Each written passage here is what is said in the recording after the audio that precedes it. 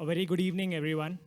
We are deeply grateful for you all to have joined us to celebrate the release of our book, Get Kids to Play. Without further ado, I would like to introduce your host and MC for the evening, our own Parminder Gill, co-founder of Sports Village and head Sports Village Foundation. Over to you, Pami. I thought I'll come running, but I walked. Good evening, everyone. Welcome again on a warm evening. So let me just ask you this. Any guesses on what brings us, all of us here today? There are no prizes for this, but still asking. Well, the book is one clear reason all of us are here. And so that's one of the chief reasons why we are here to celebrate a first-of-a-kind book, that's my view, by first-time authors on a subject which is close to most of us, the fact that we are here. So that's the main reason. And the other piece which I just want to add, given that we have this intimate gathering of friends and people, I would like also this event or this mark of release of a book to stand for perhaps a social space which drives conversations around the subject of play, which is a central part of the book as well. As well, perhaps act as a catalyst also to find voices or fuel voices of educators, parents, and all of us over here who care about this whole theme of sport. And lastly, I think also to support the voices of inclusion in a world which is so predisposed to winning at all costs or trigger happy, as they say. Play is not exclusive. It includes. And that's the conversation that I think the book focuses on, and we would like to also, hopefully, this is also a great icebreaker for all of us to perhaps create a series of events like this, hopefully to create a tribe, a collective, and a movement around the idea of play, which is so required, as we would hear from the authors in a bit. Moving back to book itself, I think Get Kids to Play is positioned as a toolkit, as a reference manual for parents, educators, and anybody else who is interested in the subject. And also distills the learnings and experiences, or the best, at Sports Village through EduSports program with schools and children. Besides, of course, the views and comments and research of the authors themselves, who have had very deep and long immersion into the subject, and the book has all of that. Finally, let me just give a maybe 1 minute on the authors. We all know them, but I still want to formally introduce the authors. So there's a Zen saying which says that the book is in the pen. I don't know why they say that, because I always felt the person who wields a pen writes a book. But they're mum on that. But in this case, whether it was the fingers or these days keyboard, I will check with them on what they use to write the book, or a voice-to-text translation in the digital world. But I'm assuming the fingers that wielded them, both dear friends, Somal and Vijay. Want to congratulate them first for on this book. A bit about Somal. I'll just briefly mention he's a sports entrepreneur and has built Sports Village for the last 20 years. Sports Village, as all of you know, is India's largest youth sports platform. Somal today easily is the most recognized and well and sought after voice in the country around sports, youth sports and sports education. Vijay has had a long stint, 25 years. He calls himself an aspiring elite athlete some point, he took a different turn and became a technology professional. Over the years, Vijay became a sports coach, certified coach, after that, I think he took another turn, and which is where, and the most recent and most interesting, was becoming a sports scholar and researcher. And last few years, I think, and he's also a certified executive coach, but deep immersion into sport himself because he's played, and then he writes about sport, and one of the foremost researchers in the country today. So that's about Saumil and Vijay, and I think we will hear about from them more on the book in a session with them later. And with that, I think I would like to invite our first speaker of the session. We have 2 or 3 sessions today, including a couple of panel discussions themed around the book, which is about children, about parents, educators, and the rest of us who care. And the first speaker is a keynote speech, and the speaker is a lawyer. I forget that, but he is trained as a lawyer and practiced at the same time, entrepreneur and a highly accomplished journalist. He has been the founding editor of both Business India and Business Today. And for the past 25 years, he's built the foremost magazine in the education space, which is Education World, with over 1 million people, readership in the country. And he's also, by the way, a long-standing friend and well-wisher of Sports Village. I remember when the EduSports was launched back in 2008, 2009, he was there for the keynote for that as well. There's a book launch by Dr. George Selleck, who was an advisor of ours. And I know that he intersected with Saumil even a decade before that at various levels. So I think thank you for doing that. And without further ado, let me just invite the keynote speaker of the evening, Dilip Thakur. Good evening, ladies and gentlemen. I think very pleased to be here on this momentous occasion.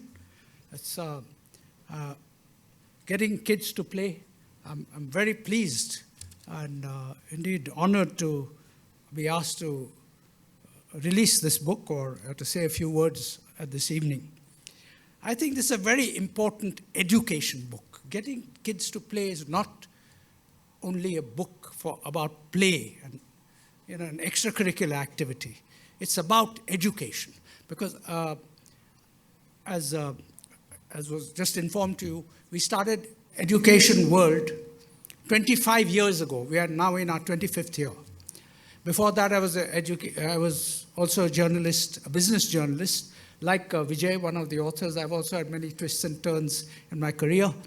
And I was the founder editor of India's first 2 business magazines, which I believe ushered in the liberalization and deregulation of the Indian economy, as a consequence of which 400 million people have been lifted out of poverty. And I believe this book can also create a kind of a education revolution where sports become intimately integrated with academics. So I'm really very pleased, honored to be. I'm not known for my humility, those who know me, but today I'm truly humbled by the sheer qualifications of the authors of this book. Saumil is, I knew it, but I remembered again. He's a graduate of IIT Bangalore, IIT Bombay, and IIM Bangalore. And Vijay is a PhD and a researcher into sports. So I don't think ever in Indian history people with such qualifications have written about sport. So I think the deep knowledge, insight, and indeed, I met Saumil when we first launched Education World about 25 years ago. So the deep knowledge and experience and sheer academic brilliance of these people surely makes this book perhaps unprecedented in Indian history. So thank you very much for writing this book, releasing it. But as you know, I'm not very pleased with the layout of the book that you've done, but that you're going to address in the next issue. But I think it's a very, very important book. It can be at an inflection point, at a turning point for Indian education. So, but unfortunately, I am not very impressed or not very pleased that only 600 schools have subscribed to your sports program, and only 200 million children. As you know, in India, there are 1.5 million schools in India. And out of that, 48% are private schools. That's about half. It's about 700,000 schools. So you've got a long way to go. So, and I hope that all these schools will ultimately become members of your, or at least subscribe to your philosophy and learn so that sports and academics can be thoroughly integrated. For me, the book is like preaching to the converted, because I'm 100% convinced that sports is very, very important in the life span of any student going along into a profession. So, and proof of that is that, you know, in education world, every year in September, October, we publish the world's largest school rankings, where we rank over 4,000 schools across India on 14 different parameters. Firstly, the schools are divided into about 14 categories, so we don't rank oranges with apples. And then again, there are 14 parameters of school education excellence, like teacher competence, teacher welfare and development, infrastructure, leadership. And one of the parameters given equal weightage with all is sports education. Because we, as publisher of this magazine, I really believe, as I said earlier, at the cost of repeating myself, that sports is very much a part of education.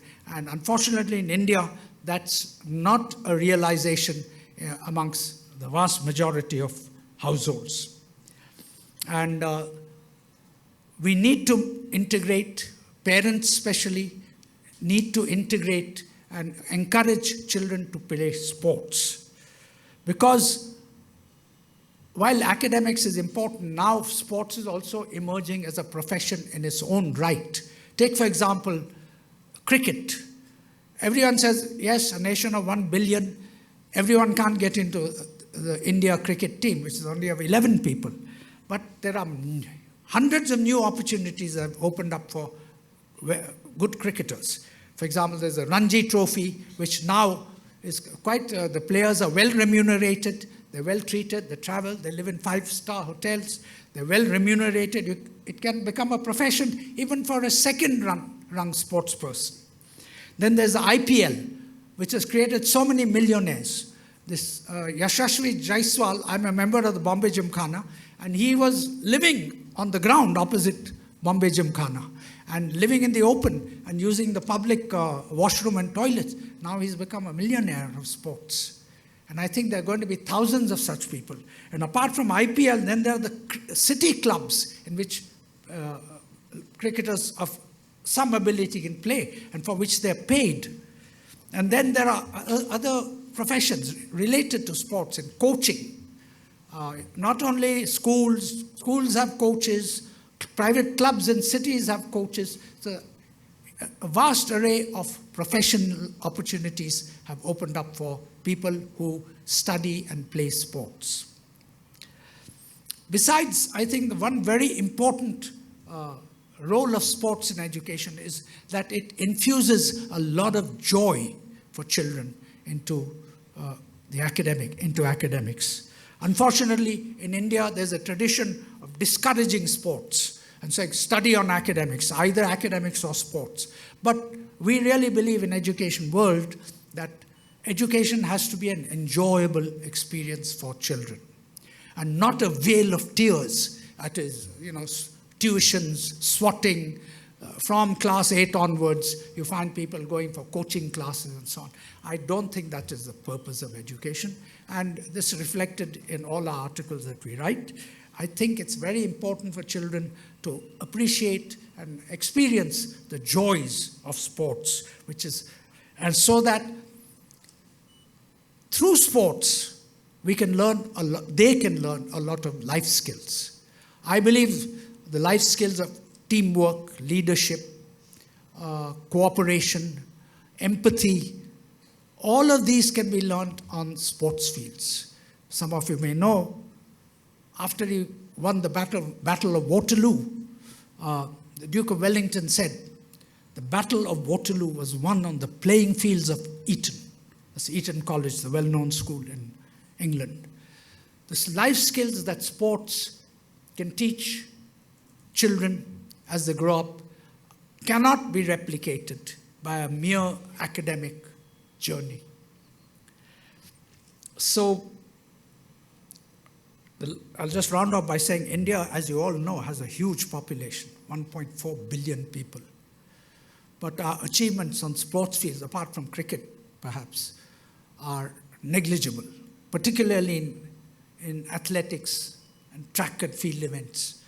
Whereas our neighboring nation, China, is like now the second largest winner of sports medals in the Olympics. I experience a sense of humiliation when I look at that. I think this gap between the Western America, China, and India on the sports field, particularly in athletics, track and field events, and field sports, needs to be narrowed. And therefore, I think this book, Getting Children to Play, is an excellent first step in that direction. So, thank you very much for first publishing this book, second, allowing me to be associated with this book, and we hope that our association of Education World and your initiative in the world of sports and getting children to play, no matter, it's not a good argument, I forgot to add that, to say we don't have space. As in the book I just read, the best footballers come from the slums of Brazil, where there are no sports facilities. Children have an ingenuity, they have a natural ability to play anywhere. And as the less the space and opportunities, children invent games. That's part of the learning process. So thank you very much for publishing this book and creating an awareness that sports is indeed a part and parcel and wholly integrated with education. And I think that's the way forward for India in the future. Thank you very much. Thanks, Dilip, for that note and thought on how play is getting integrated in the education context. Next up, I think the book is about, main focus is children, and I think it was important. And the book has content around how could we include children and children with varying dispositions and skill sets on the playground. And so the experiences which authors have had in working with children are, there is a strong focus on that. So for today's session also, we wanted to have a couple of young voices as part of the theme. So we have a couple of volunteers today, and I'm going to invite first up Deblina to the stage. A quick background: Deblina has been an athlete, represented school and college in athletics and football, went to college on a sports scholarship, currently pursuing advanced education and a career in domain of health and nutrition. But most interestingly, Deblina, as a 3-year-old, also had the opportunity to play and learn at a sports village ground back in HSR layout 20 years back. So please welcome Deblina C. Hi everyone, good evening. Thank you for the introduction. So as you all already heard, I started my journey with Sports Village at the age of 3. And I went to this preschool called Eagle Ridge Prep. It was a really cute building in Koramangala, and it was just a building with a very cute avocado tree, but it didn't have a sports ground. So what was really nice about this preschool was that they had the idea that kids should get to play. So even though we didn't have a playground, they had a tie-up with Sports Village. And every week, about 2 to 3 times a week, we would be taken to go play on a huge field freely, and we were just let loose. Now, by being exposed to such a big facility at such a young age, I thought that I really like to run, and I should probably continue this for the rest of my life because I was pretty decent at it. So I started playing more sports in school, and I joined the athletics team in school. So throughout my school life, between grades 1 to 12, I would run every year for 100 meters, 200 meters, as well as relay. I really liked individual as well as team sports. And I feel like having both those was a really good combination. At the age of 10, I got scouted by the head coach of my school, who was also the football coach. And he said he wanted me to play on the school team. I was overjoyed, of course, and I thought, okay, let's bring my elder sister as well to join me so that we both can play the sport together. Throughout the entire duration of school, we both were on the football team, and we went to many competitions, and having her around actually made it way more fun than playing the sport alone. So I realized that it's not just a solo sport by doing athletics, but actually having a team sport like football really brings more skills and leadership skills and teamwork and empathy as well. Thanks to the amount of sports I enjoyed playing, I later became the sports captain at my school. And this really honed my leadership skills and my ability to empathize with people. So by the age of 16, when I was in grade 12, I became the head girl of my school.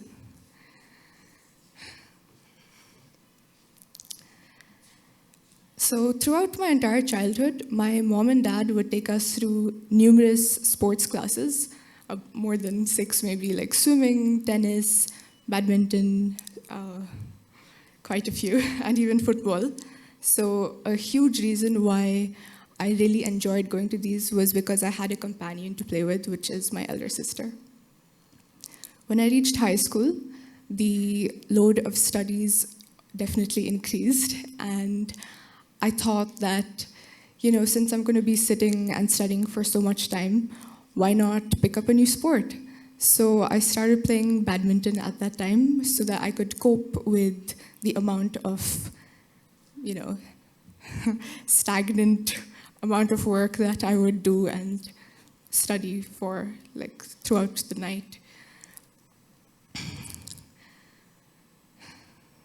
Since I had a school life full of sports, I had always had a keen interest in nutrition, and I was given the correct nutrition to match my sports performance by my parents.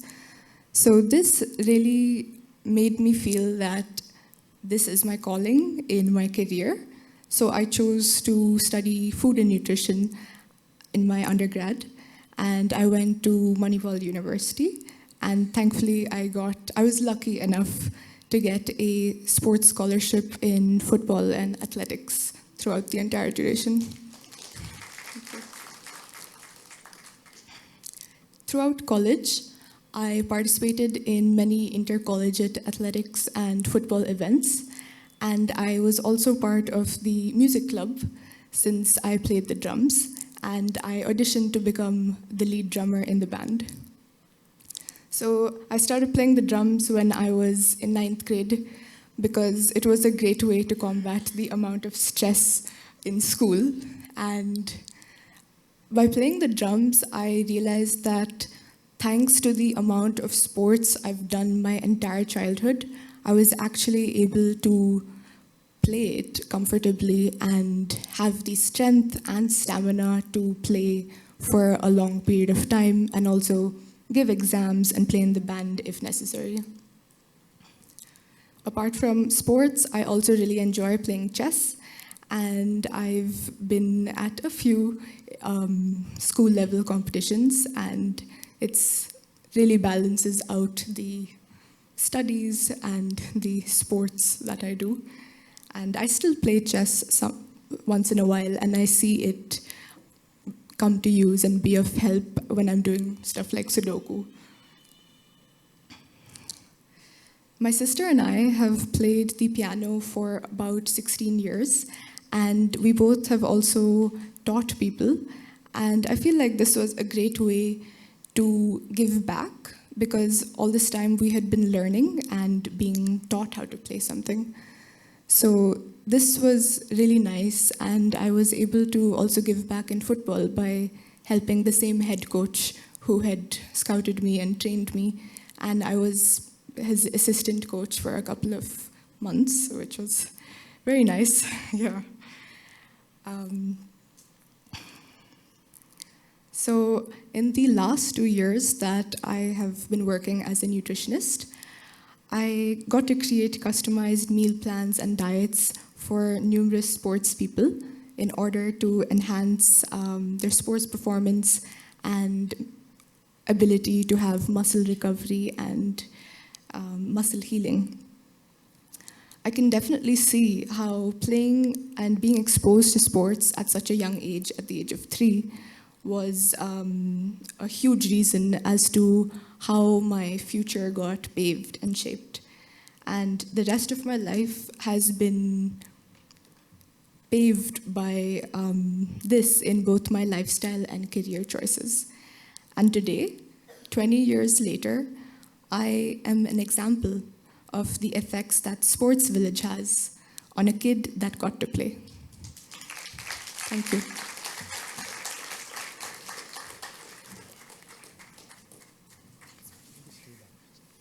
Thank you, Deblina. Could you just stay back on the stage? Maybe you can join us for now. I would also like to invite another young voice for a small, short panel session. Just want to needle these kids a little more in terms of their sports journey. So I would like to invite Rohan on the stage, please. Rohan just graduated from his high school, has been a student athlete, and has been representing school and one of the leading academies in Bangalore in football, and has a lot to share about his sporting journey. So why don't you just both of you pick a seat, and we will do a small panel chat and some questions. So, Deblina, let me just start with you, because we just spoke about your sporting journey. You did mention about the support you got from parents, and so just want to, maybe there is one aspect of parenting a sporty child. It's a fine balance between when you overdo it and when you underdo it. What was your feeling growing up? And it's not about your parents, generally your friends' parents and parents in general. I'm a parent myself. On where you felt okay and where you felt little, it was not helping you as an athlete or a sports person, professional. So I definitely felt that having sports throughout my childhood was really helpful and made me be able to balance my studies. But I also feel like if one overdoes sports at any particular time, they would definitely be prone to injuries, which most sports people do get. I have also got it for a brief amount of time. And I feel like it was really nice that I actually got the opportunity to go to so many sports classes, because my peers and classmates didn't have the same opportunity. And they would always tell me that, it's so cool that you can actually play football and do athletics. So I feel that was really, really nice to hear, and was also definitely a blessing to have as a kid. I think parenting definitely gives you it pushes you to play. My dad always told me to go down and play almost every day. So it was instilled in me to go play. I was also told about the importance of balance in everything I do. So it was instilled in me again to keep it in moderation, not overdo anything. I think the fact that my parents pushed me to play all the time, it gave me a discipline of a repetitive exercise to keep doing, and that helped me in general aspects of life. When I look at it now, I see a lot of people around me who haven't been exposed to sports at a young age. They struggle sometimes with their discipline, with balancing certain aspects of their life because they didn't have the exposure at an early age. Yeah. No, thanks. I also have a question on the physical education teachers and coaches. I'll come to that in a bit, a similar one. But before that, since we spoke about balancing, and you spoke about music and some other things, and maybe a question to you, Rohan, is on the gaming side of things, because a lot of parents are increasingly worried about the gaming is hijacking the plot. So we all know that it's highly alluring, it is fun, and which is why we see kids not of my age actually there. But have you been not gaming for a while? Yeah, I've been gaming since I think 2014, 15. Great. So then, what keeps pulling you back to a video game, and how do you keep the balance with the, let's say, in physical play and other things? Video games it's sort of an escape. It alleviates your stress from whatever's happening in the real world, for one. It makes you think in different ways. It exposes you to various different kinds of environments everywhere. I think overall you learn about how to balance it out you have to be told, you have to have that discipline that this is too much, this is why you're pushing, overdoing it. I think that balance came in obviously through my parents telling me always to keep it in moderation. And what pulls kids back to video games is sometimes when kids go outside to play and they see they're not at the same level of people around them, they get demotivated to play. They don't have the same want to go to play. I think that pulls them into saying, okay, I can do this, I can play video games well, I'm good at this, so I just want to do this, because it's not a motivating thing. It's not good to see when people around your age are doing things much better than you can. It's always demotivating. So one point you're making is that because some kids might have suboptimal experiences when they actually go out to play, they get pulled back into, and this is fun. I mean, what you're saying, that this is equally fun, and they come back to that. And one way to change that perhaps would be to find enough context for them so they can also engage outside. And you may also mention the role of parents in trying to keep the balance. I think parents' role should definitely be to promote physical play. Video games as a whole is sort of looked down upon in general society, because oftentimes kids who do play video games don't have a balance with rest of their social activities. So I think parents definitely have a role to play in that. They should motivate that kid to say, okay, you may not be at the level of someone similar age, but you can still play a game. There's no downside to having physical activity as a part of your day. I think parents, coaches, and friends around you play a key role there, because if you are accepted and told that you'll play today and you're not looked down upon because you're not at the same level, I think the people you play with definitely help you get into the game and it'll help you stay in the game. And as long as you keep playing any sport, you'll improve. It doesn't matter how little or how much. So I think that is one thing the teammates can do. I think coaches definitely have a important role, because kids, when they get demotivated, they just stop, they go home, they do something else. They don't want to focus on why I'm not good enough at this. They just want to switch it to something that they are good at. So I think coaches definitely have a role to play in that. They can pull kids in by showing them a realistic view that, okay, right now you're here. Kids at your age may be a bit higher, but if you keep working, you will reach there over time. It won't be a quick process, but it'll take time, but you will get to a level which you can say later that, okay, I'm good at this sport, I can play. No, thanks. So I think that brings us back to the point which book also is making, which is how do we make physical play equally fun for children of all dispositions, not one who are naturally wired. I'm not saying there's something naturally wired, but at least predisposed to play from that context. By the way, esports has been well accepted now. Indian government has announced that it should be part of the curriculum in the school system. There has been talk about getting inducted into Olympics as well, but jury's still out in terms of where are we on that. But thanks for sharing your views. One last question before we see if there are any questions from the audience to you folks. See, there's some data that we have that 70%, more than 70% of kids drop out of sports, let's say team sports, by the time they turn teen, or they get into teens. There's a whole lot of kids who are going outside the system, right? Now, both of you sustain that. You seem to have remained in the system and not fallen out in that sense. Do you see any reasons why, and some others who dropped out from your own journeys, why they did so?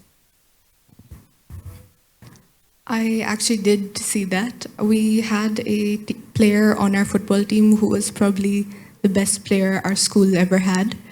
And she actually dropped out when she reached 9th grade. And the reason was because she didn't think it was school anymore. So that was really strange. And it was such a waste of so much potential and talent that she clearly had, and nobody else could have the same kind of talent that she had. So I guess the reason why I continued was also because I didn't think there was anything uncool about losing a football game or about continuing to play, even if your peers and friends don't play it, because it was fun to me. And my sister would also play it, so I had another person who also thought it was pretty fun. Play and lose? To play and lose. You have a view on that? On why did What made you continue with sports while to me, others were just falling? Yeah, I think, I don't remember when I started playing football, but apparently it was a young age. From then on, I didn't have I noticed that I was a little bit better than kids I played with in my apartment and my age or older. I noticed that at a young age, and I said, okay, I'm not bad at this. I can do something maybe. And as I continued playing, I played in a concrete tennis court in my apartment. I played with kids who were when I was around 10 years old. I played with kids who were heading into college at that point. And that it definitely makes you better, because when you play with better players, you learn. And when you get beat by better players, you take in more lessons and how they beat you. And that helped me stay at a good enough level to continue playing. And it definitely helps that you have a team wherever you go. In my school team, I've been with the same core of players for about 6-7 years now. So that definitely keeps you coming back to say that, okay, I'm not going to stop playing this, because you have close friends. You have your close friends there playing with you all the time, and that makes it a much more enjoyable experience as a whole. No, thank you both. Interest of time, will avoid audience questions, but Deblina and Rohan are here, and we can always.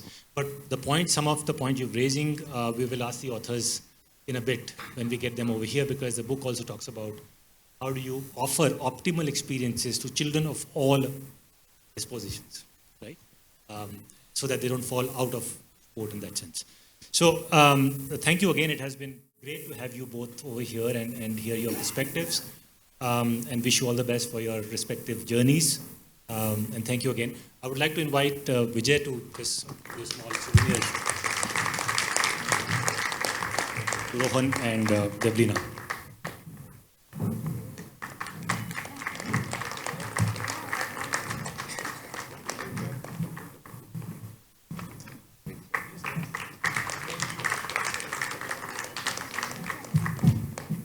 Thank you, Rohan and Deblina, for this interesting chat.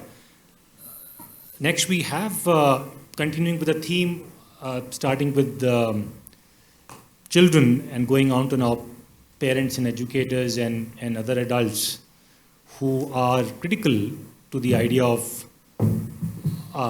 getting kids to play. And book has sections on separate sections on parents and educators or development specialists, as you might. But we have a interesting panel with some of the representatives from these groups are going to be here, and I would like to invite Somal and Vijay to moderate this, so they can ask the questions up front and get inputs from there. And maybe they would introduce the panelists once you're on stage, which... Good evening, everyone. Great to see all of you. Thanks for coming. Wonderful to have all friends, colleagues, all well-wishers here. Thank you so much. So I'll just introduce, it's going to be a nice panel. We'll have Sunil Jain up on the stage. We need to help him. Practicing chartered accountant, and he's also such an inspirational story for all of us. He's the founder of the Indian Wheelchair Tennis Tour, IWTT. Next up, Mallika Badrinath. Mallika, are you here? Yeah. Mallika is the founder of the Pen and Mouse, and she's closely associated with the book as well, illustrations, layout, and some of the work she had done for us. Over to Mallika. My co-author, as we are partners in crime, is going to do the rest. Yeah, so, this panel is pretty much the core of the book, us talking to the folks this book is supposed to be for. And most of the people here have intersections with Sports Village. Sunil and I spoke many years ago trying to see what we could do. Turns out Mallika and I spoke many years ago when her daughter was looking at sports in 2009, 10. And the rest of the people as well. So let me first invite somebody very interesting for a slightly long introduction, impressive introduction. He is currently the principal of the Cambridge School in KR Puram. He has been awarded the degree of doctorate by World Human Rights Commission. He's a Master of Education and Bachelor in Philosophy in the University of Rome. And not over yet. The interesting part is, and I learned it today, at the age of 18, he entered the education arena by teaching the NIOS syllabus to the prisoners of Nasik jail. He's the youngest vice principal of Don Bosco. And he's, it's a long list. Best Principal Award by Karnataka Pratibha Academy, Government's Award for sensitizing students towards needs of elderly citizens, successfully set up new schools, lots of awards, loves to play drums, tabla, loves to act, acted in plays, directed a musical, and of course a big supporter for sports as well. May I please call Dr. Prashant Fernandez to join us, please.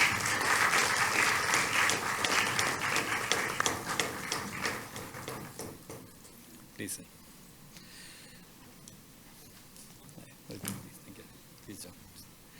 sir. Two more dear friends. One is somebody who's taken Bangalore on walks.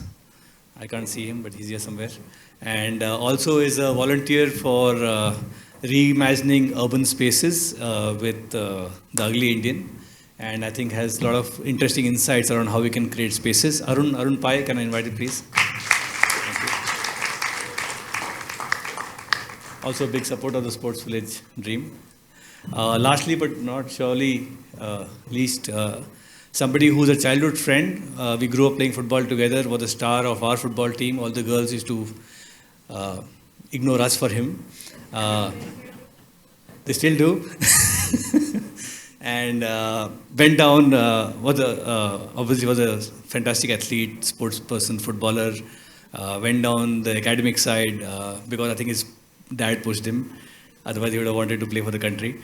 And did a nice job in Wipro, Infosys, and so on. And got two of his sons, twin boys, to get into sports scholarship with the Reliance Foundation first here, and now the sports scholarship football in the US.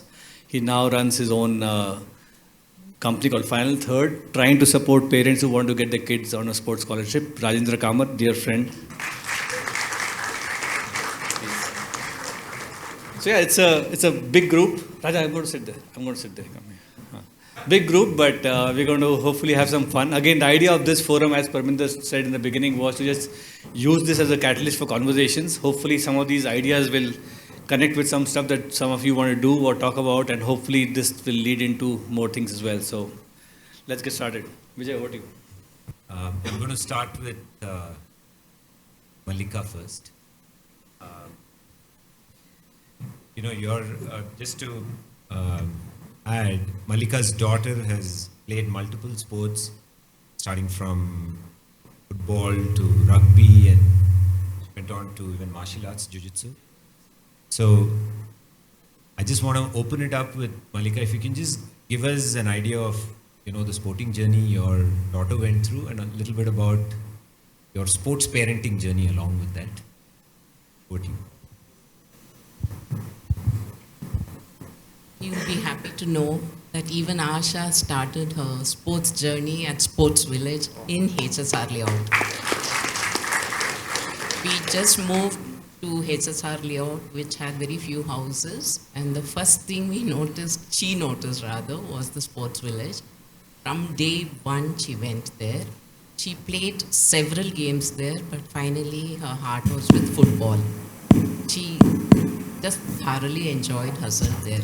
But so sad to say, Sports Village closed over there. So then my husband was very encouraging, so he found out where else he could do football. So he started taking her to Ijipura. I'm talking about 20 years ago. Those days there was not so much traffic. Okay, so it was easy, I think, going across town to Austin Town, where she played football. And then she got to play for Karnataka itself. And then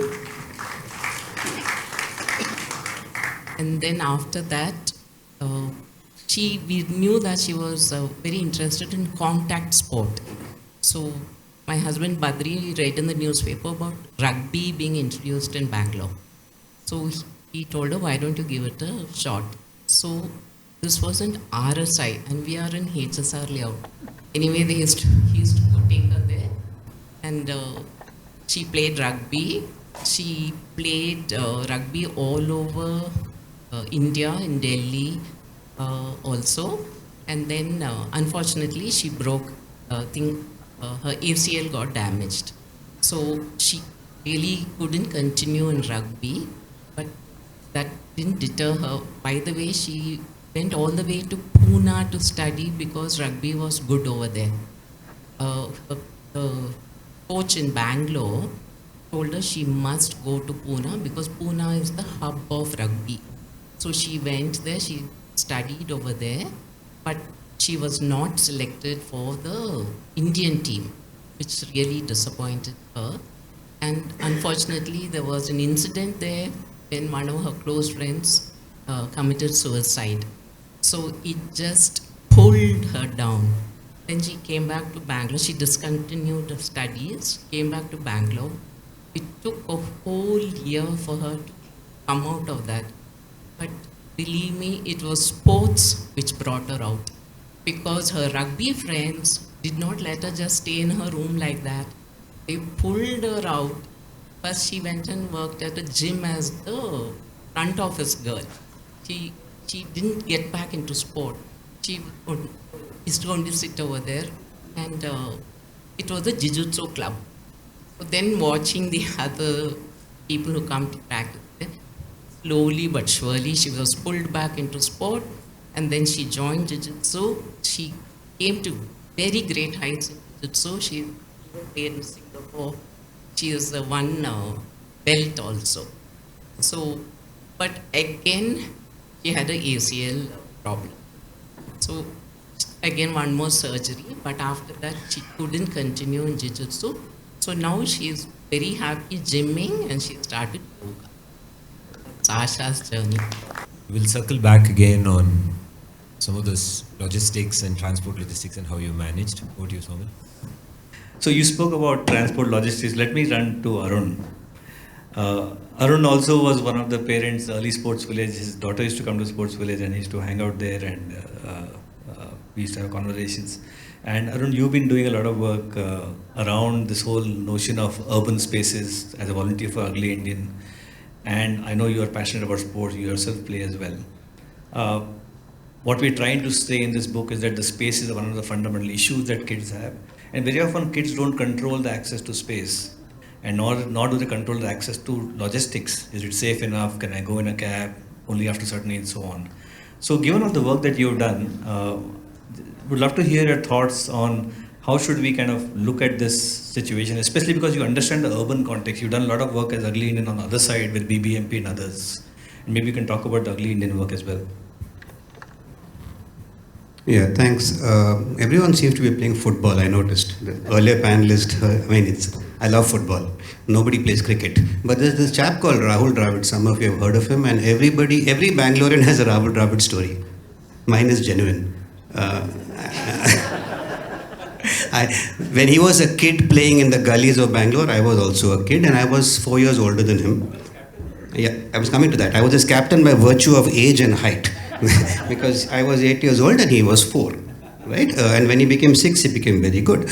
But the point is that recently I went for a book launch and people said, what was life like for the people who are younger than me? Access. We would all go out of our house in Indranagar and we'd find some plot of land and we'd clean it and we'd play. And none of us were good spinners, but the pitches were so uneven, you would do the ball of the century kind of thing. It would go.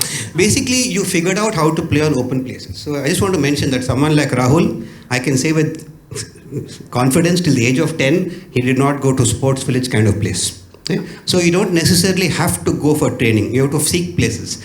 And in the 80s in Bangalore, there was lots of land and there was Congress grass. And I was thinking about it, what we'd do is we'd get a local gardener or a mali, one of our parents we'd clean a place, we'd start playing, and we'd run away if the cars come or if the cops come or if we broke a window.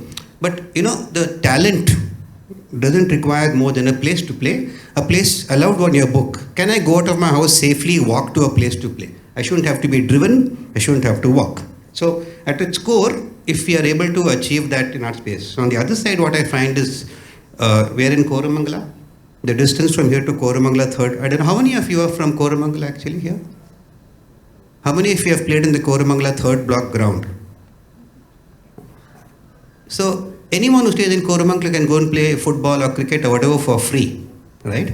It's still there. And so what I do in my voluntary work is that when we find a place that is free, it is nobody cares for it. There's no entry ticket. Indranagar has a ground, Koramangala ground. And when you work with the system and say, I want to improve this ground for the kids, I want to clean it up, I want to improve the toilet, it dramatically gives a multiplier effect to society. So the simple idea that we say is that, yes, we have shrinking urban spaces, but how about the spaces that are already there, which are free, which nobody cares about? By, as citizens, if we say, like helping our neighborhood school or helping our neighborhood what we consider underprivileged, if we consider all the youth of my ward as underprivileged in this one ground, it takes nothing to get a ground cleaned to make it better, which the kids cannot do themselves. And so my message, and we have done many grounds, we just go and say, what do the kids want? We want to clean it up, we want to improve the toilets.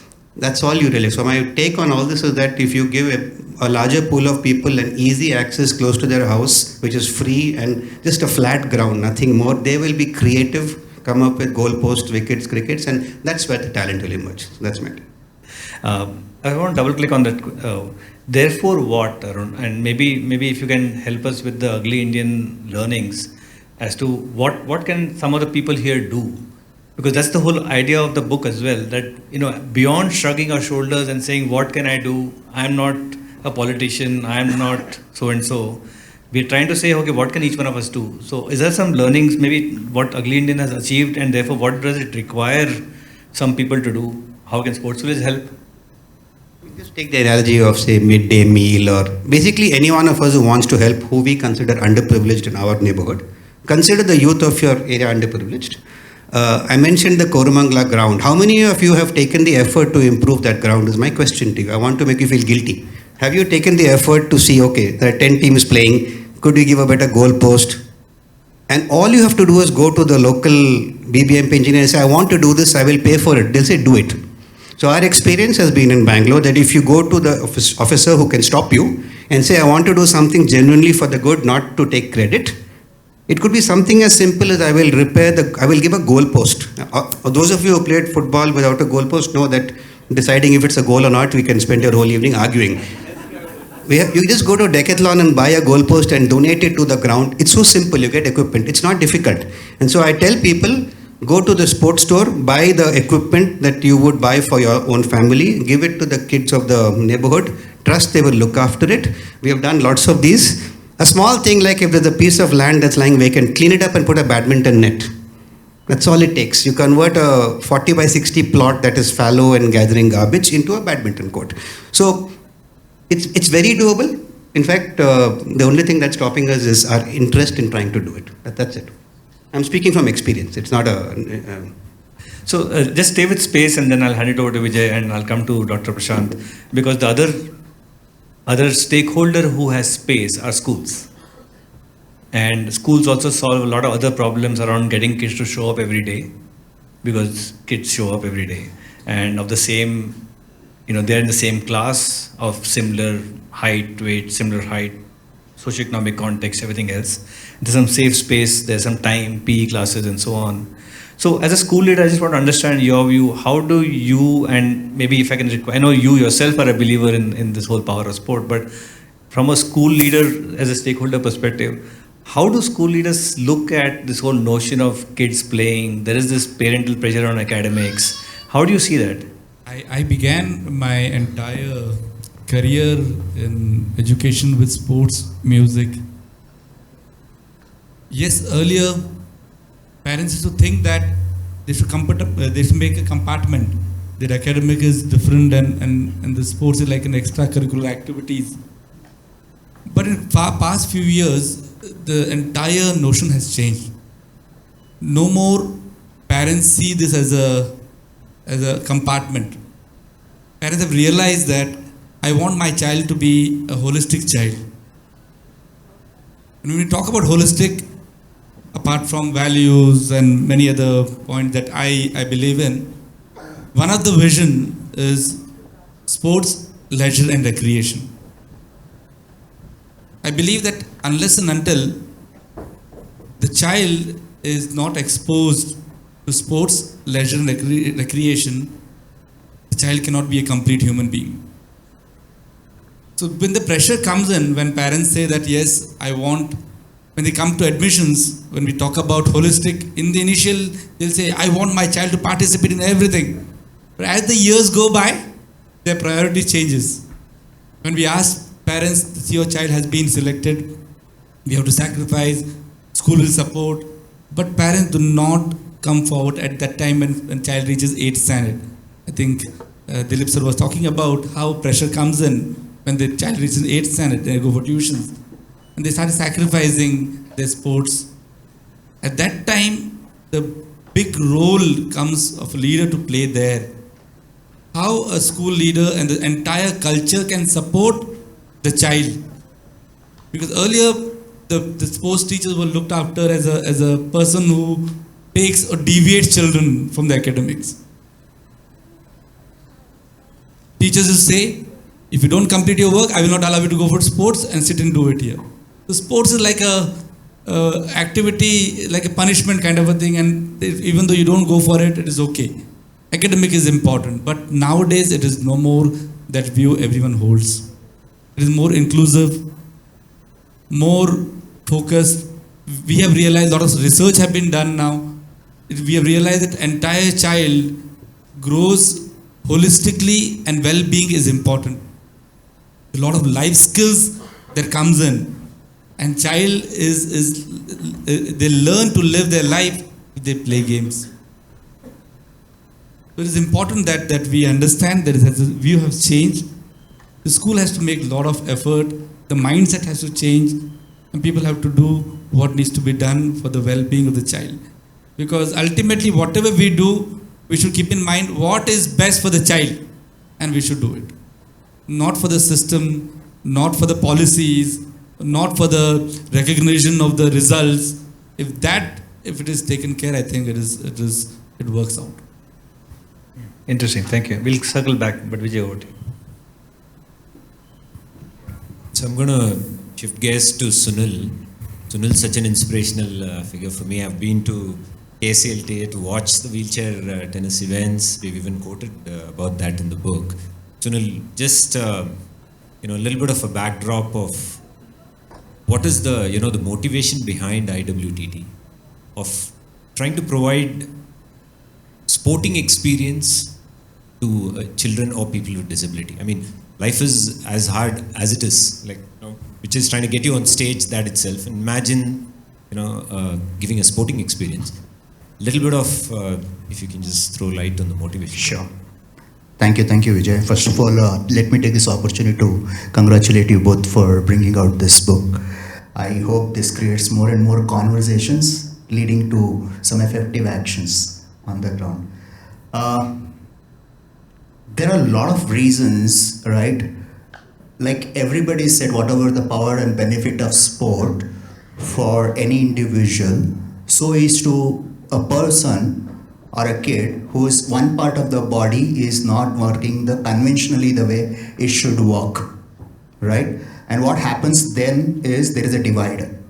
Where is the divide? Divide is in the perception, right? Child, if you ask me, when I was growing up, I got this polio at the age of 18 months and didn't matter to me, honestly. Really didn't matter to me till I got into second PUC. That is when the pressure of academics started building up. Otherwise, I was cool about everything in life, and it's not that I was not doing well in academics. I was a topper in school. Imagine we intend to become a chartered accountant, but the pressure of the perception about myself started altering when there was a demand from the external agencies that you have to be like this, you have to be like that. And when I started this journey of IWTT, what I realized, the reason is, to me, is a very scientific reason. Roger Federer said, I don't play with my opponent, I play with the ball, right? Now in life, if you look at, we don't play with people. There are certain aspects of life that we are playing with, right? And there is an expectation for human being to have a comfortable life. So if you play tennis, ball will not come to you the way you want the ball to come to you, right? The ball will come in its own speed, in its own angle, the way it comes to you. It is for you to reach out to the ball. Now for that, what you are training through sport, according to me, is your attention. Like human beings' attention. Now as a person with a disability, there's so much conversation in the surrounding that identity is only attended to that physicality. And it becomes real over a period of time that this person is this person with disability. There is a separate section of people, to my mind, that's not life, right? So there's so much attention on, I had to pay on myself after a while, right? Imagine if I can shift that attention. This physicality, I cannot do much about it now. If I can just shift the attention to something that's worthwhile, that can stimulate me, that can challenge my intelligence, or even my physicality, to so to say, in the current level, whatever I have. And that's what sports exactly does, according to me. It challenges your attention every moment. And I thought there can't be a better tool than sport for people with a disability.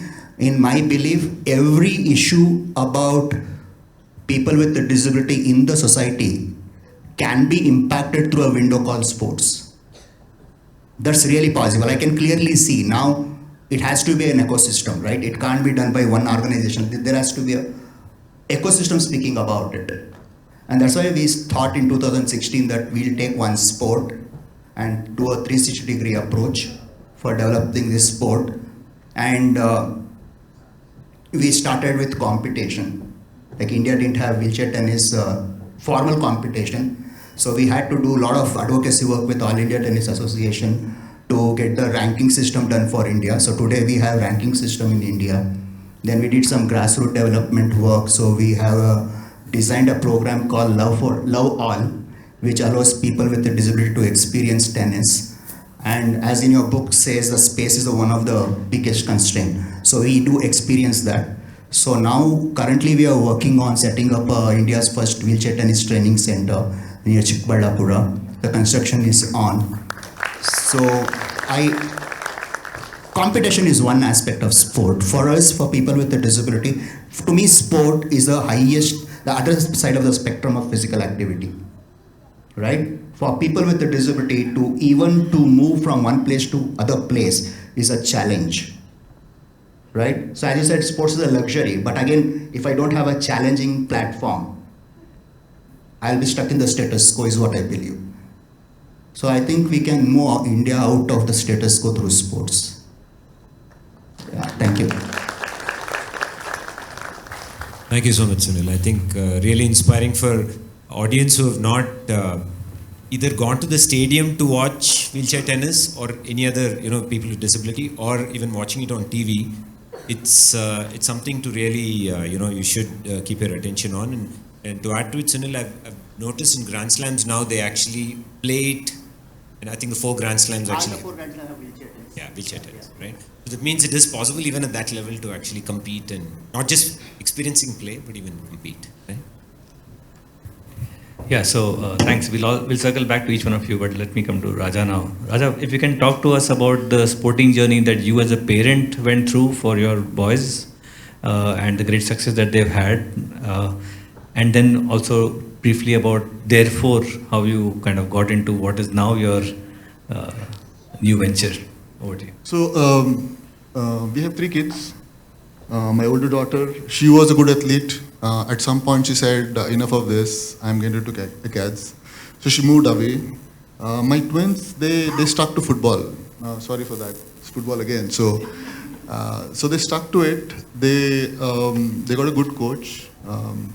At some point they got selected in BFC. I think the journey was extremely phenomenal. The credit goes to the coach, Sudhakar coach in Greenwood. The team, as Rohan mentioned, I think that's an extremely important part of how each kid looks at the sport, what pulls them back every day to the ground, what makes them compete to the next level and pushes them to try their best, right? And egg on everybody else in the team as well. So they did well there. They got selected for BFC, which is a chip on the shoulder for each kid in Bangalore, barring this year where they are not doing so well. But then apart from that, I think BFC has been an extremely good platform for the kids in Bangalore. They got selected there, and then they got selected in Reliance Foundation Young Champs, which is currently the India's premier residential football academy in Mumbai. So sorry for the selling part, but I genuinely feel that the kind of coaches they have, the kind of support staff they have, and the involvement of academics, I think they give equal importance to the academics right on the day of their induction. When they were in 7th grade is when they joined. They moved away from home, so that's a separate story. But the day of the induction, the owner or rather the head of the academy, he specifically calls out academics. He says if the kids can't cope up with academics along with whatever else we are doing, then that kid is out. So in fact, every year I have seen at least 1 or 2 kids moving away because they've not been able to cope up with academics. So the whole philosophy of Young Champs is to create, again, to your point, sir, is to create a holistic personality which can go out in the field, because sports is good, but it's not going to be forever. So ultimately, parents and individuals, so the kids, the players themselves, at some point, if they don't realize it now, at some point they will realize. And it should not be so late in the game that they can't turn back the clock and can't do anything about it. So I think that was a fantastic platform which is provided. The kind of exposure every year they went to different countries, a lot of competitions. I think that has been fantastic. Now, at some point, as a parent, I was thinking, what next? Right? They were at the age of 16, 17. One option obviously is for them to continue in India. India, again, sorry to say, football, we are probably not doing so well from 1950s, and we have your professor here, sports coach. Yeah, so Jha sir is here. He mentioned in 1950s or 60s we were at number 4 in the world. We have just moved 100 places down now, right? We are at 107 or something. So it's not a great feeling when you watch India playing football matches against countries like Afghanistan, which is already war ravaged. They have their own challenges. They have a B team which comes in, and we still lose to them. So the idea was, and there are different reasons, good, bad, ugly. There's a lot of competition, a lot of discussion around that. But my idea was, what can we do? What opportunities can we provide to the kids where they, it's at 16, 17, they're still developing, right? You could be very good with your teammates, with your peers in probably in a few states, but when you go out, where do you stand, right? So I think that was what was motivating the kids and us as a family to try and figure out opportunities for them. So that is how the journey of US started. And Deblina, thank you for all the discussion and your journey which you talked about going to US on sports scholarship. I think there are in India, at least once I started this venture, I have spoken to a lot of parents. When my kids were going through the journey, we spoke, but then it was very limited to the number of parents who were in the team. But now, given that I am talking to a lot of parents across India, there is a very genuine lack of awareness, lack of information, I would say, right? So people just don't know that there are opportunities in US where if a kid has the passion, want to pursue, there are opportunities to get even 100% scholarship. So US has 2,000 plus colleges which provide, they spend $5 billion annually on sports scholarship. But unfortunately, because we don't have the information, a lot of parents, a lot of families, even the students themselves, beyond a point, they don't see this going anywhere. They feel that, okay, let me just focus on academics, let me make a good living, and I can still play, right? So playing is still there. But if you look at the bigger picture of can the college pay for your education? Can you get the graduation degree which you're looking for and yet play at that competitive level? I mean, US, Mr. Thakur mentioned, they're at a very different level, right? Which is true. We see that in Olympics. We see in any sport. So it's a influx of the quality of players which come to US, right? They might not have made it in their country, and that's why they're coming, maybe. But then they're getting 100% scholarship. The level of each sport is extremely high. So for your kid to go there and be able to sustain that, and Deblina has done that, I see a lot of Indian kids doing that now. And that is a good part. But that percentage, and if I were to quote some numbers, there are about 1.7 or 1.8 lakh student athletes or kids who play for their colleges in US. Number of Indians, maybe 250. 300 max. That is across all 4 years, including the guys who have gone in the past. Right? So some of the good names in discuss, we had Vikas Gowda, who represented India. We have Sakshi Tandon in swimming. She's done extremely well. She has done her biology masters in Case Western, which is one of the most reputed colleges for biology. And she's doing well. So we have so many instances of people who are doing well. Deblina, of course, I don't want to, right? So I think there are a lot of kids who are doing well, who are able to cope up. But I think we as parents, as families, and as society, if we can give them the opportunity that this is possible, I think that is where, and that is what I'm trying to do. I mean, so wherever I can help. Nishant is our event director. He's been signaling about time. So we'll do a quick second round. and we'll wrap up this panel.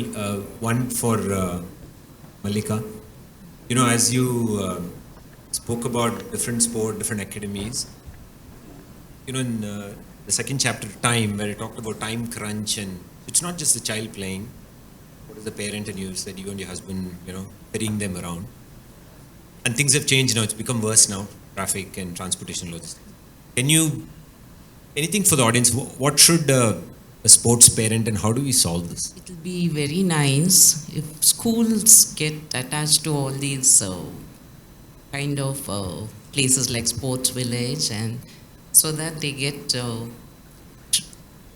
professional sports people to teach rather than PT teachers who may not be equipped to be able to teach like how a Sports Village can.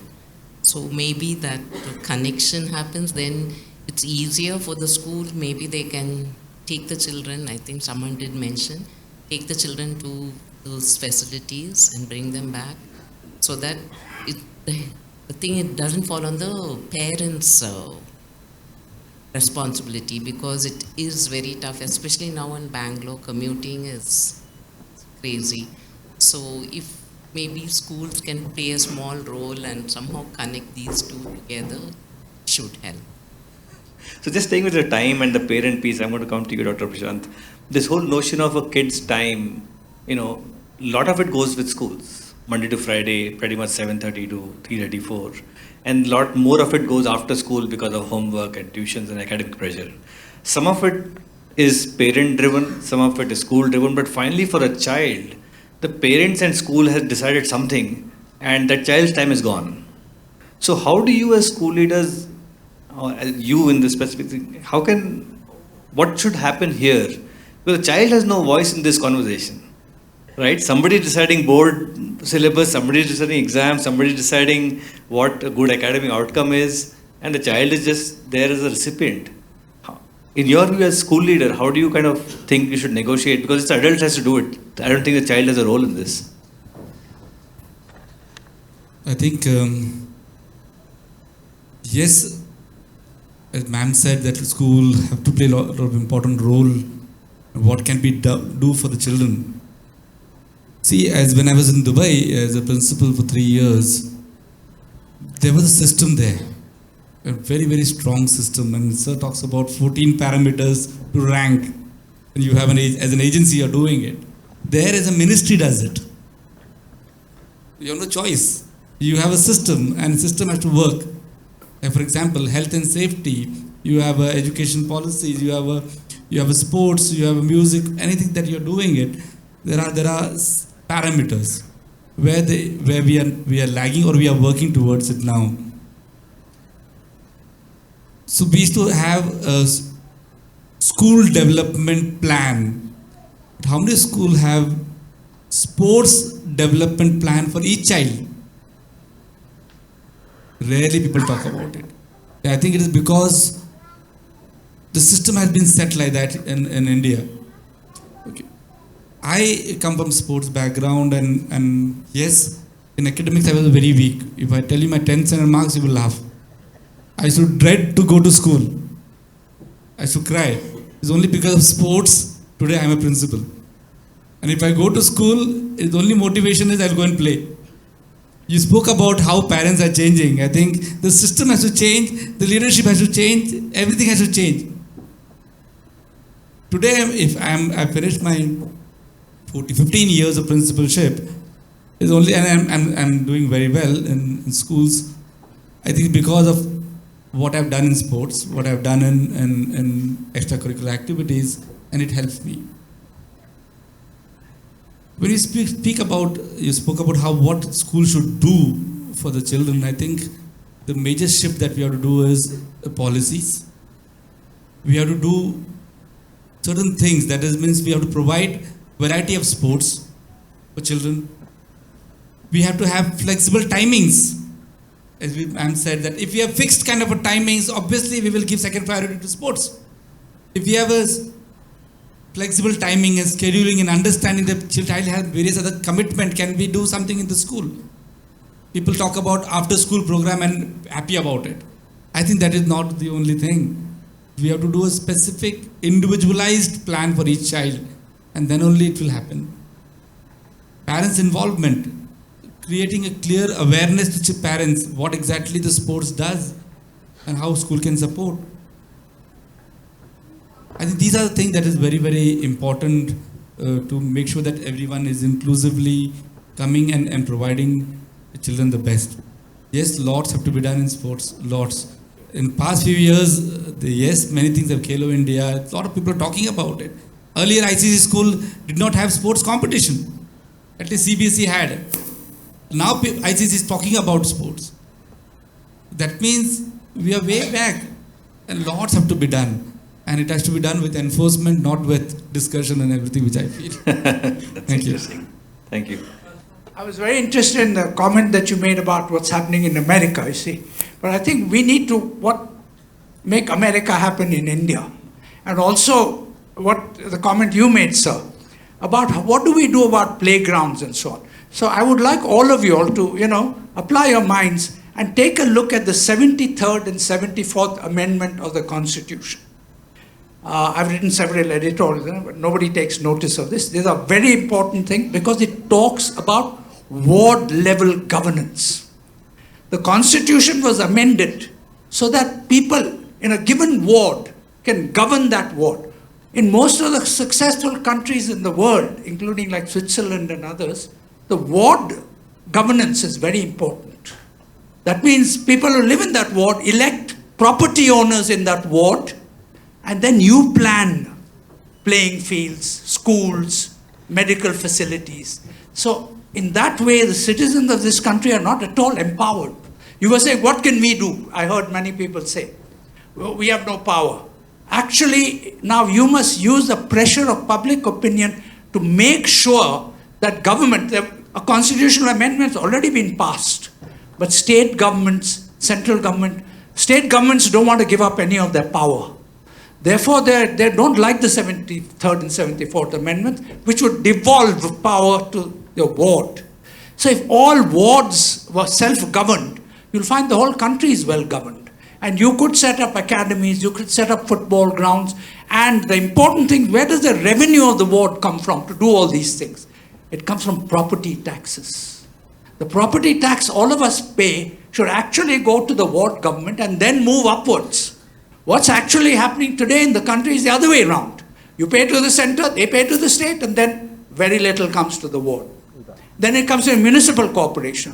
And after that, I don't know if anything at all comes to the ward. We have wards in this city, but I don't think they have any administrative power. So all of us are like well-educated, etc. We can speak up for local governance. I think that's one of the ways to encourage sports. While on this thread, if anybody else has questions, maybe we could run them through any of the folks here. Questions, observations? When we are in corporate, right, we do these off-sites and things like that, where people play games, team sports, team building activities, and it's taken off so much in the last 10 years or so. There are actually places dedicated, like I think there's something Balapur or something, where it's actually dedicated just doing team building for everyone. Considering that we're doing that in a corporate level, I think it's a sad thing. We don't have enough facilities for children to do the same, to learn about team building, bonding, and where I think the schools need to focus. And the other point is, one of the things I think we need to do is pay teachers better. Everybody gets paid really well. And I think the teachers get paid the least. They are the ones who are the most, they are the ones who are with the children in their most formative years. They are the people who really mold the children, and we just don't pay our teachers well. And I think that is very important, because when you don't pay a science teacher well, why would you pay your PT teacher better? Right? So if you pay your teachers well, I think that's when things will really get better. And that, what Sir said about the ward governance, I think that will also help, saying that in that school ward, maybe the schools can pay their teachers better. Anybody else has a question? Sir, I just want to add here. I think in that way only the entire sports village has come to our rescue. I was struggling with the entire sports curriculum in the school for so many years because what happens is when we have a sports teacher, we give the ball, everyone runs there. There is no curriculum, there is no system, there is no outcome, nothing. But if you see the curriculum of Sports Village, it talks about all those life skills. We take a preventive steps here itself, not a corrective steps afterwards. When you go to corporate world, team building should happen in the school itself. That's why the sitting arrangement of sitting in the rows, should stop. Becoming selfish. If I know the answer, but I don't want to answer because I know that someone else will answer. All this happens in the school. We should change. And the sports is one of the most thing that will bring change. And the reason I've been associated with Sports Village for almost now for 5 years in the school, and I've seen a drastic change in the entire curriculum, systematic progress, the implementation of outcome. We can monitor each child.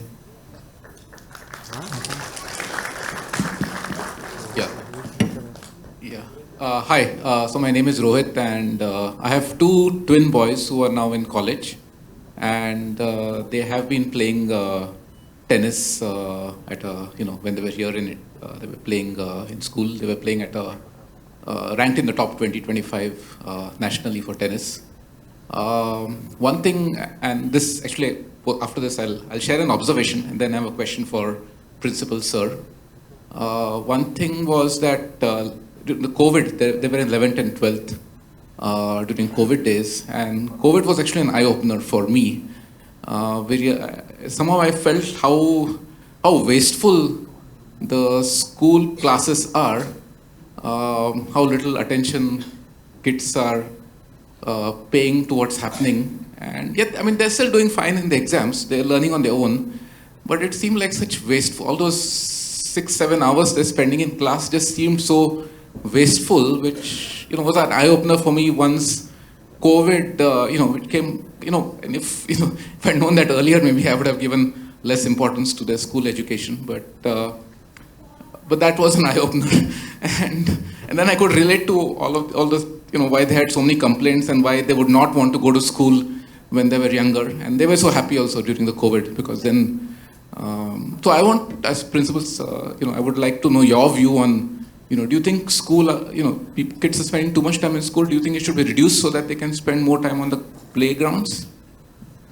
You're asking the right person, because I hate school. The reason is, there was once sleeping and asking mommy to, I don't want to go to school. Then mommy said, no, you have to go. I said, give me 3 reasons why you should go to school. See, school is important to go because there is education is given there. When you go and get educated, you will get work. And 3rd reason is you are a principal of a school. So you have to go to school.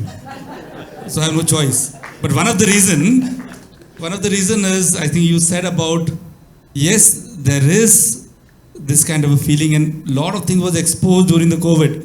Because every parent could see the teacher what they're teaching, how they're responding, what are the language is used, how the questioning skills are done, everything. And top schools have been facing very, very issues those days. And some schools excelled because they did have a proper training and they had entire thing in place. Yes, if you look at it as a schooling where we should reduce the number of hours and spend more hours in sports, I think we cannot give those kind of excuses here, because there are set number of hours is given for each period, each subjects. Yes, how to teach, that is a different question, because whether the teacher has their own strategy to teach, methodology to teach, that is a debatable thing that we should talk about. But according to me, there has to be equal balance for everything that happens. NEP talks about it.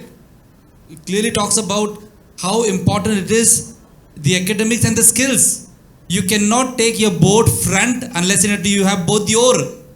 If you have one oar, what will happen? You will rout there itself. So we have to give equal importance to both the skills as well as the academics. We cannot have one thing. But yes, how to implement is what is required. And if you do systematic implementation, both academics as well as the sports and various other things that we talk about, that will bring a holistic child. Principal, I think my wife had a similar journey as a professional athlete, and very difficult to survive. If you're not also doing academics in parallel. I was also a professor, so I can understand how my views change from being a industry guy to also teaching students.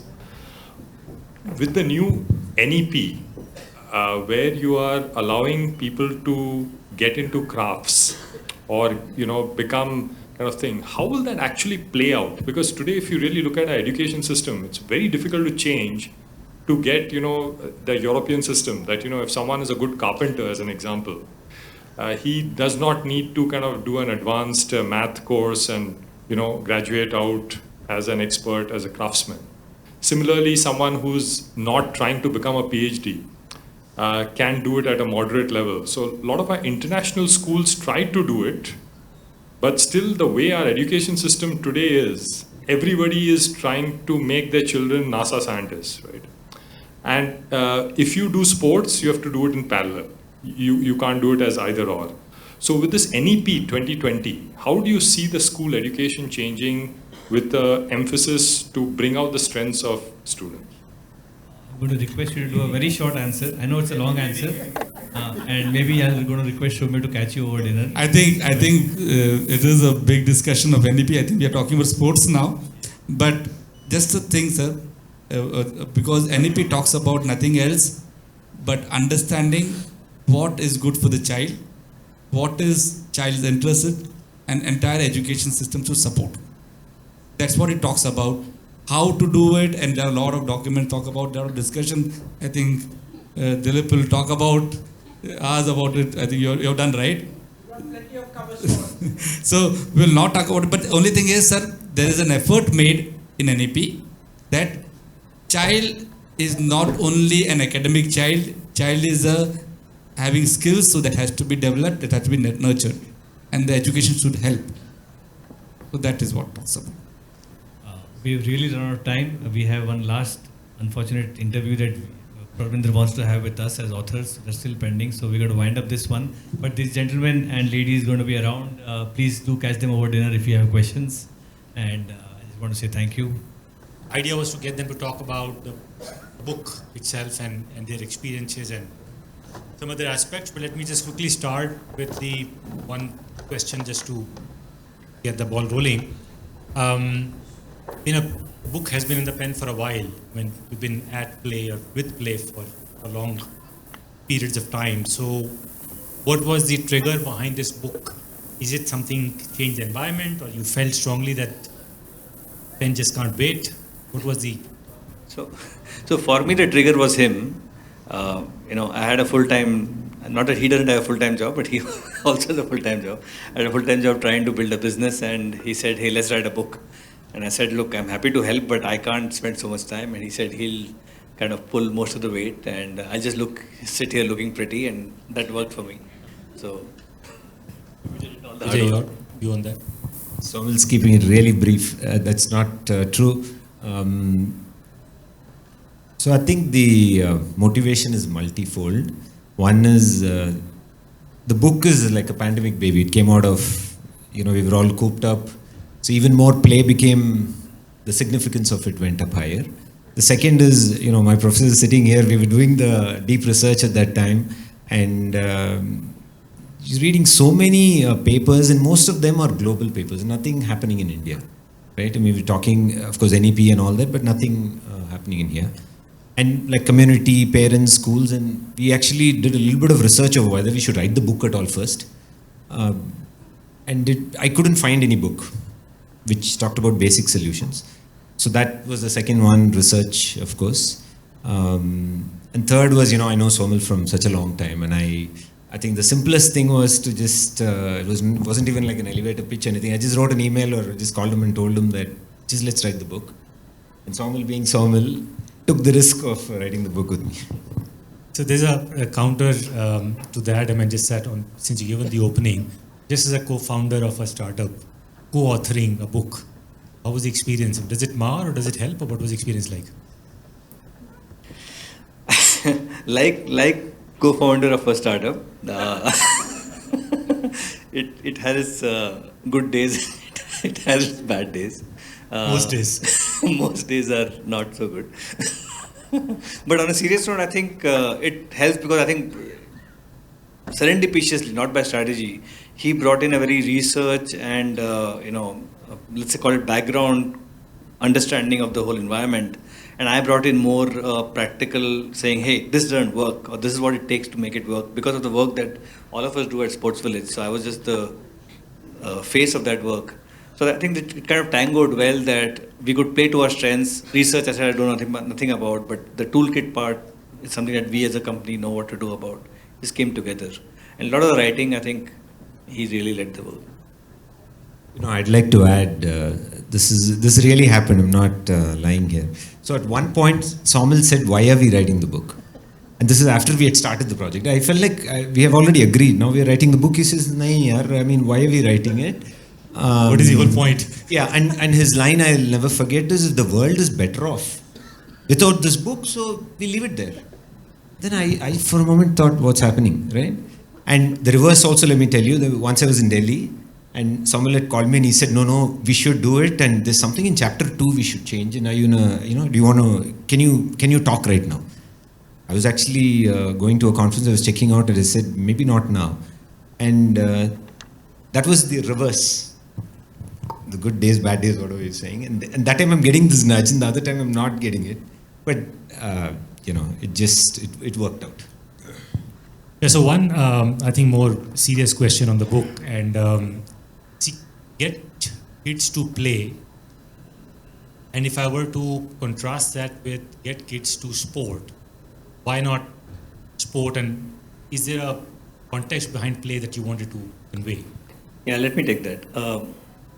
I think that in the title there are two key words that are key. One is the word you picked up, which is play. Other is the word get, as against let.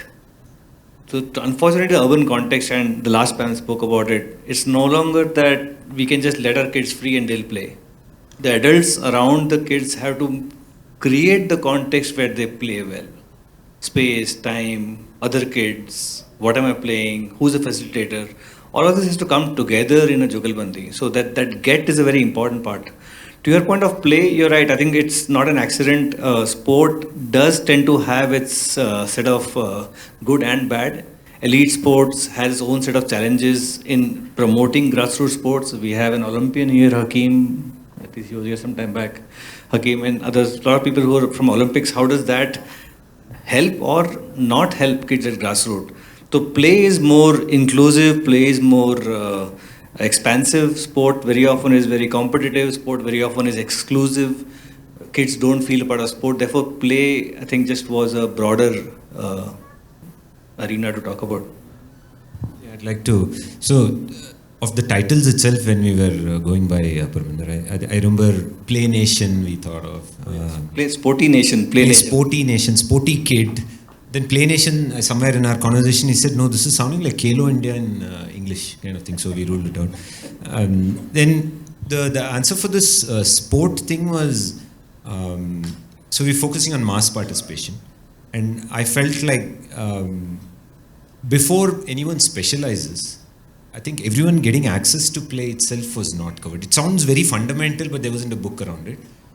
But once they specialize, we were hearing today, this evening when people are talking, once it becomes football, cricket, all that, and I think you almost need a book for each now, right? I mean, the technical and tactical aspects of each one. So I think at the base of the pyramid, getting them to play mass participation was the key. That helps, I think. So I think related question, and I think we spoke about that in other panels before us, where the elitist view of sport, which clearly takes the gets the eyeballs, mind share, whatever, versus inclusion for all children, what you just spoke of. Now, is there a space for both these notions to coexist, or is it that elitist view or our disproportionate focus actually is hijacking the plot for the broader adoption of sport at ground? And the book talks about inclusion and play. So I'll take that as a quick one. In research, I read a paper which surprised me also. Was Beijing Olympics was held, and China had put in so much in 2008, and some researcher, went to test whether just because they hosted the Olympics and they became table topper and all that, did people at the grassroots actually play enough?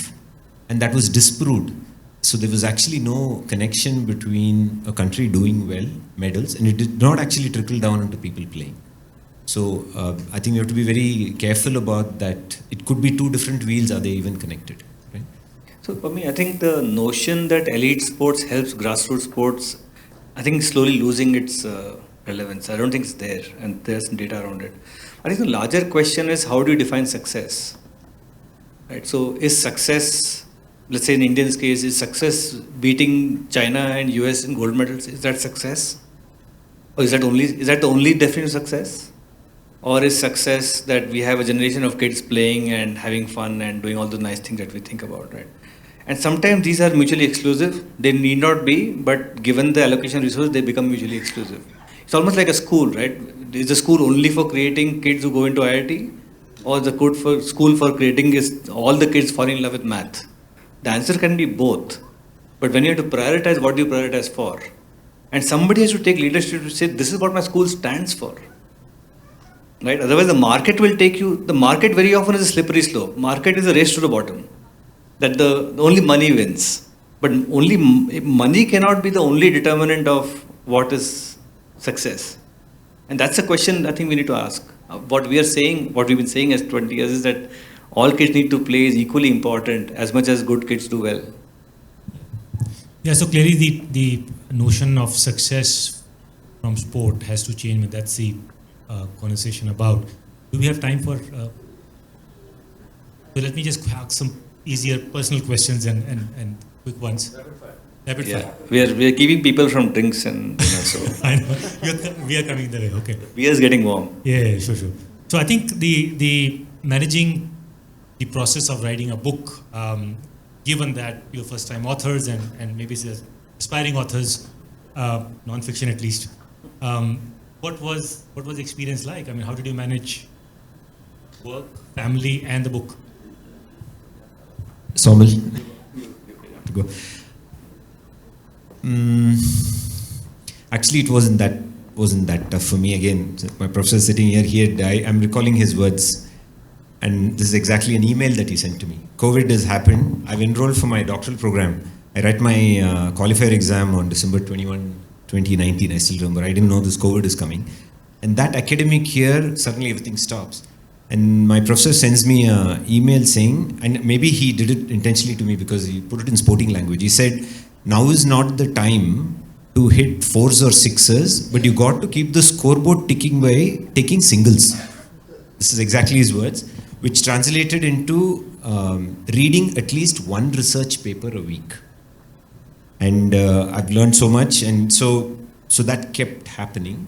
So I never looked at it as a sprint to, and I did so much of the writing thing. People said they're going to some hill station, and you hear all these stories that they just cut themselves off for 6 months, wrote a book. I don't believe in that at all.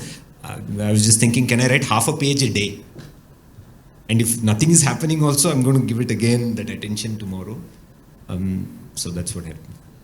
For me, it's a lot easier. One is because a lot of the stuff that I had to contribute was what we used to talk about the whole day in our own reviews. So, and that kind of brought in here. The other thing was he was doing all the writing, and I was just doing the reading and the reviewing. And people who are here know that I have a jaundice eye, so I used to kind of just do the jaundice eye work, and it was. But I think it does take a lot of time. It does take a lot of mental energy. And the last 10% took the longest than the first 90%, longer than 90%. It just as you land the book, you start thinking it's going to be your name on the book, it's going to be your company name on the book, and suddenly you're checking more than ever, every comma, every full stop, every picture, hopefully we did all the checks. Well, thanks. One last question, which I am also personally curious about. If not this book on play, what else would you have written about? If you had a choice, I mean, this hand was forced in this case. My doctoral thesis. So that's that I have to submit. So that's part of it. But no, I can't think of anything right now. I think it's probably my DNA of play and sport. Well, I could guess, but another time. Entrepreneurship. Yes. Entrepreneurship. Yeah, so entrepreneurship. On reading books or mountaineering, one of these two. Yeah, so mountaineering is definitely, mountains, let's say, as a theme is definitely there, and maybe entrepreneurship. Well, thank you. It was lovely having you both, and congratulations once again. Incredible job, and I think it's not easy. Newly minted authors get kids to play, ladies and gentlemen. We want to formally release the book. Any questions? There is a hand up. Hi, thanks. My name is Rahul Kargal, and I work for a company called thebridge.in. We cover Indian sports or other sports that India plays, barring cricket. We don't cover cricket as much. But my question for the authors is this, right? This is a very sport village-centric question, and let your answer be an advertisement of the book itself. I see that your mission is to get 100 million kids to play and win, right? So could you share your definition of win and certain metrics as a ballpark figure, please? And let not your answer be by the book. And go find the answer. Yeah, I need a drink before I answer that question. But I think the play part is the easy part. We don't know how we're going to get there, but the play part is the easy part in terms of getting 100 million kids to play. I think the win part, I'm glad you asked that. I think the win part is where we are trying to provoke a conversation of what is win. And there is a, by the book, definition of win, which is to win medals. And clearly we want to challenge that definition and go beyond it. And if we can have a generation of kids who play and get all the good things that people talk about, and I think wellness seems to be one phrase that's coming out now. And how do you have, balanced kids, emotionally balanced, mental health, social emotional learning, just win in life, creating champions in life versus champions in sport, I think is our definition of win. Some of them might win a medal, but creating champions in life. Hi Saumil, this is Satish here. Now, I just curious to understand, you wrote the book, great. Now, somehow in today's world, digital world, the written word doesn't have as much reach as the digital way. So are you doing something about that also? Because now, look, I've lost interest in reading books about 20 years back. I used to read a book every day. But now I'm not be able to read it. I don't have the attention span. So an audio book or maybe a digital version of the book, that will be a better option, I thought. Us being both engineers, we already a little bit thought about it. We were thinking that the edition too will probably move to the web. And it will continue as blogs and stories. That is one. Second is the book is also available on Kindle. If if you qualify that as e-version. Yeah, and the next we are thinking is get people who are part of the industry and everything, audio format as well, podcasts. So hopefully we can cover the multimedia space in different ways. We haven't thought about an audio version of the same book, if that's your question. Maybe we will. Okay, sure, thank you. Sir, you want to go? Yeah, Saumil, Uma Shankar. I happen to be Saumil's first customer in life. Yes. And I just wanted to say, in the 1950s and 60s, there was a women's cigarette. And their byline was, "You've come a long way, baby." The cigarette was called Virginia Slims. So, all the best. Thank you, sir. Thank you. So thank you so much again. A great session and congratulations, and would like to formally release the book. So we'd like to invite my professor, Dr. Imar Suresh, please onto the stage to unveil. I want to invite somebody who was a head teacher in a municipal school in Mumbai, teaching kids from Dharavi, which is the biggest slum in the world, I'm told. My mother. Can you please come?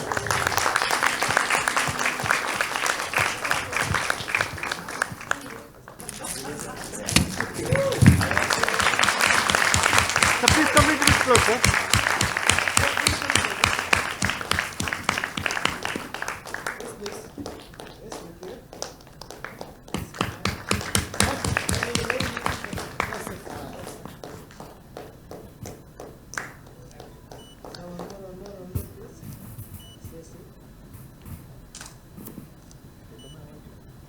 Thank you.